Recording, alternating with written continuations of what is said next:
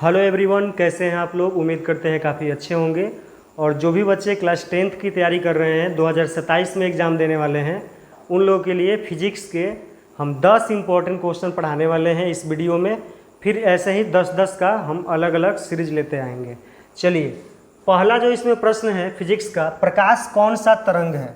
तो प्रकाश कौन सा तरंग होता है। तो प्रकाश एक अनुप्रस्थ तरंग होता है। कैसा तरंग होता है? अनुप्रस्थ तरंग होता है। इसका उत्तर क्या होगा? प्रकाश कौन सा तरंग है? अनुप्रस्थ तरंग है। दूसरा क्वेश्चन है कि प्रकाश गमन करता है। तो प्रकाश, आप जानते हैं कि प्रकाश से निकलने वाली जो किरणें होती है वो सीधी रेखा में गमन करती है। कैसी गमन करती है? सीधी रेखा में गमन करती है। अगला है क्वेश्चन नंबर 3 है कि प्रकाश की चाल सबसे अधिक किस में होती है। तो प्रकाश की चाल सबसे अधिक किस में होती है? प्रकाश की चाल जो होती है वो सबसे अधिक किस में होती है? तो निर्वात में होती है। प्रकाश की चाल सबसे अधिक किस में होती है? निर्वात में होती है। इसका राइट आंसर क्या हो जाएगा? ये निर्वात हो जाएगा। अगला है कि निर्वात में प्रकाश की चाल कितना होती है। निर्वात में प्रकाश की चाल कितने की स्पीड से होती है? तो वो क्या होता है?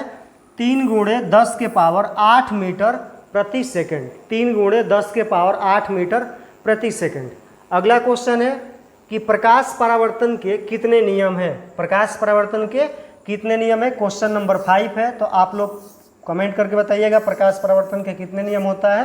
कितने नियम होता है? 2 नियम होता है।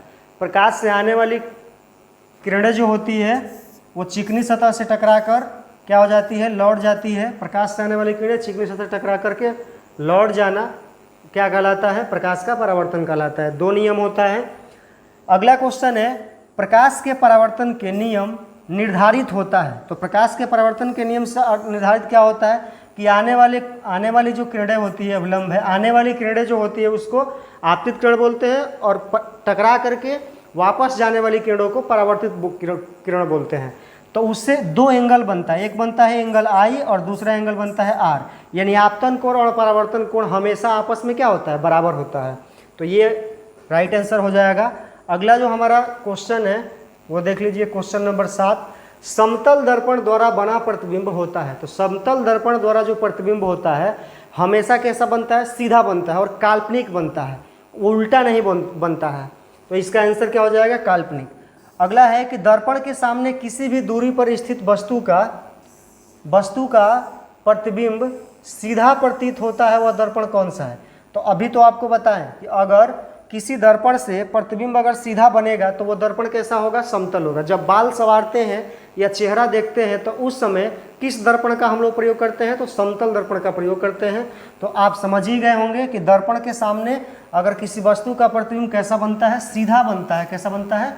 सीधा बनता है और वस्तु के बराबर बनता है। तो वह क्या होगा? या तो समतल होगा, और उत्तल इसमें दे दिया है लेकिन समतल होना चाहिए, बराबर की बात कर रहा है। तो समतल उत्तल दर्पण में भी सीधा ही बनता है लेकिन वस्तु से कैसा बनता है? छोटा बनता है। अगला है कि समतल दर्पण की फोकस दूरी होती है। तो समतल दर्पण की फोकस दूरी अनंत होती है। क्या होती है? अनंत होती है। आप लोग बताइएगा कि उत्तल दर्पण की जो फोकस दूरी होती है वो किस में होती है? प्लस में होती है या माइनस में होती है? और यह है आपका लास्ट क्वेश्चन नंबर 10। 10 नंबर जो क्वेश्चन है कि अवतल दर्पण के सामने वस्तु को कहाँ रखा जाए कि प्रतिबिंब वास्तविक और समान आकार का बने। मतलब अवतल दर्पण में प्रतिबिंब को हम कहाँ रखें कि प्रतिबिंब जो है वो बिल्कुल उसी के जैसा बने, जिस तरह का प्रतिबिंब अवतल दर्पण के सामने वस्तु को कहाँ रखा जाए कि प्रतिबिंब उल्टा, वास्तविक और समान आकार का बने। मतलब अगर हमारे कहने का मतलब ये है कि ये मान लीजिए कि इस तरह का ये कोई डिजाइन का वस्तु है, तो इसका जो प्रतिबिंब किसी दर्पण में बनेगा ना, अवतल दर्पण में, तो इसका उल्टा बनेगा और बिल्कुल इसी साइज का बनेगा। तो वो कहाँ रखना पड़ेगा? तो वक्रता, सेंटर कर्वेचर पे रखना पड़ेगा। तो 10 क्वेश्चन जो अभी हम आपको बताएं, ये क्वेश्चन यही था। आप समझ भी गए होंगे।